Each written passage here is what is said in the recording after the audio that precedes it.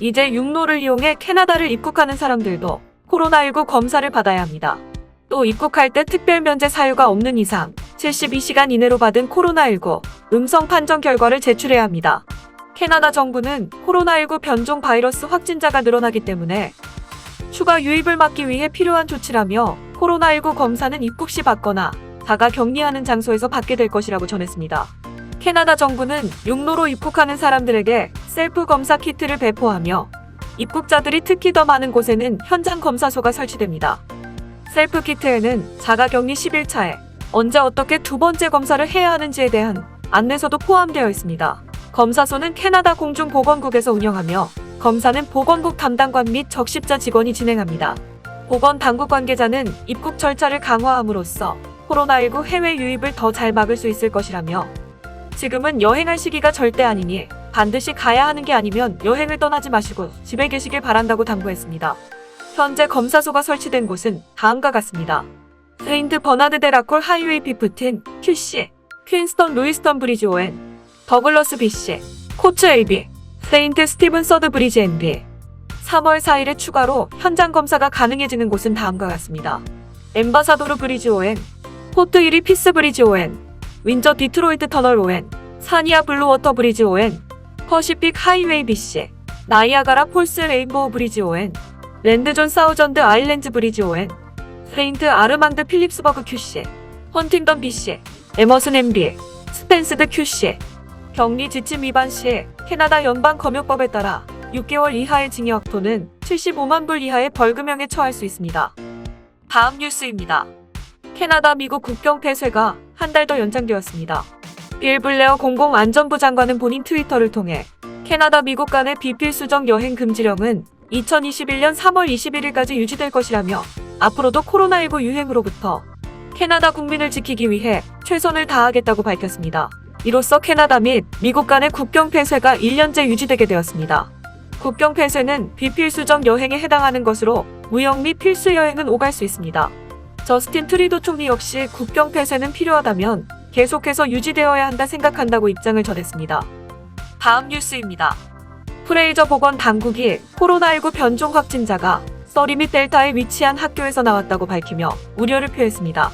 프레이저 보건 당국은 성명서를 통해 서리 학군과 긴밀하게 연락하며 제임스 아르디얼 초등학교, 서리 트라디셔널 초등학교, 그리고 고바드 세바사립학교에서 일어난 코로나19 노출 사태를 관리하고 있다고 전했습니다. 또 델타 학군에 있는 헬링스 초등학교에 일어난 집단 감염 역시 주시하면서 철저하게 관리하고 있다 밝혔습니다.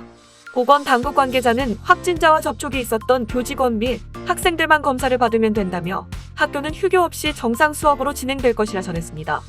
대부분의 확진 사례는 커뮤니티 내 전염으로 유행이 시작된다고 보고 있습니다. 2월 18일 기준 BC주에는 코로나19 변종 확진자가 총 72명으로 집계되었고 이 중 52명은 영국 변종, 20명은 남아공 변종, 1명이 나이지리아 변종 확진자로 확인되었습니다. 다음 뉴스입니다.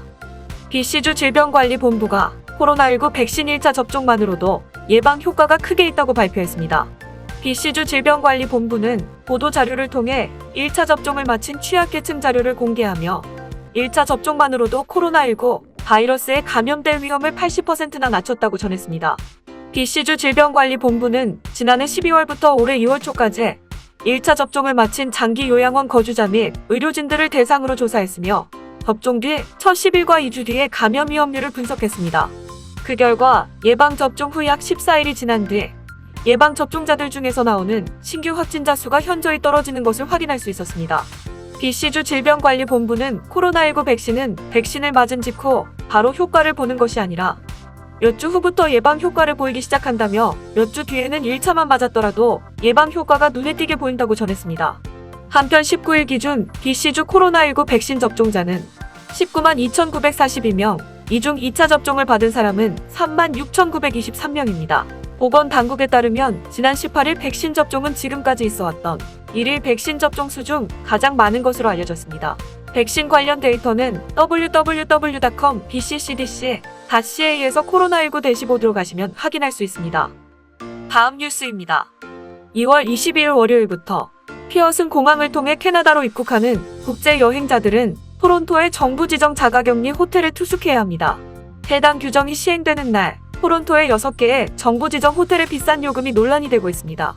토론토 공항 알트 호텔의 경우 퀸 침대 2개가 구비되어 있고 3번의 식사를 제공하는 격리실의 1박 비용은 $379, 퀸 침대가 하나 있는 방은 $339입니다.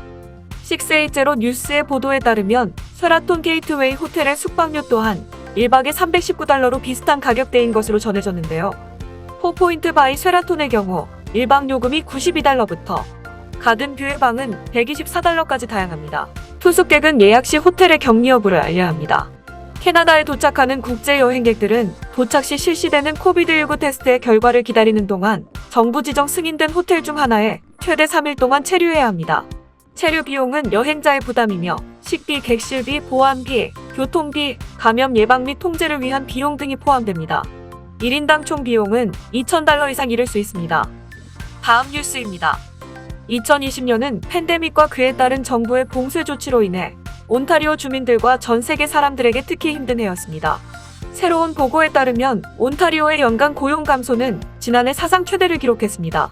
이번 주 재무회계관리국이 발표한 보고서는 온타리오주가 2020년에 35만 5,300명의 일자리를 잃으면서 온타리오주의 연간 실업률이 1993년 이후 최고인 9.6%로 뛰어올랐음을 보여주는데요. 또한 도내 노동 참여도는 63.6%로 2019년 64.9%에 비해서도 크게 낮아져 사상 최저치를 기록했다라고 덧붙였습니다. 그리고 기록적인 일자리 감소와 기록적인 노동 인원 감소 외에도 훨씬 적은 시간을 일하는 노동자 수가 증가하면서 팬데믹으로 피해를 입은 총 직원 수가 76만 5천 명을 약간 넘었습니다. 이전의 불황과 달리 서비스업이 상품 생산 산업에 비해 더 빠른 속도로 고용을 줄였다는 점도 놀라운 일이 아닙니다. 보고서는 온타리오의 전체 일자리 감소 중 절반 이상이 숙박 및 식품 서비스 11만 700명, 소매업 4만 7천 명, 운송 및 창고업 3만 8,200명 등 팬데믹 관련 규제가 심한 업종에 집중됐다고 지적했습니다. 젊은 근로자들 또한 특히 이 팬데믹의 영향을 받아 일자리가 10명 중 4명은 직장을 잃었다는 결과가 나왔습니다. 15세에서 24세 사이의 근로자 고용은 20년 만에 최저 수준으로 떨어졌고 1세대의 실업률은 사상 최고인 22%로 뛰어올랐습니다.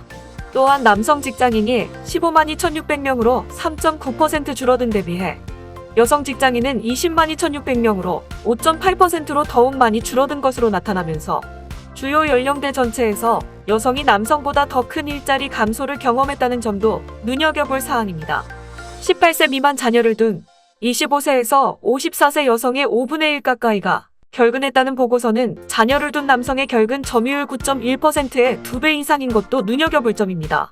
보고서에 따르면 온타리오주 전체 도시 중 피터버러 13.5%와 윈저 10.9%가 가장 급격한 고용 감소를 경험했고 베리 0.6%와 런던 1.3%는 소폭의 연간 일자리 증가를 보이기도 했습니다.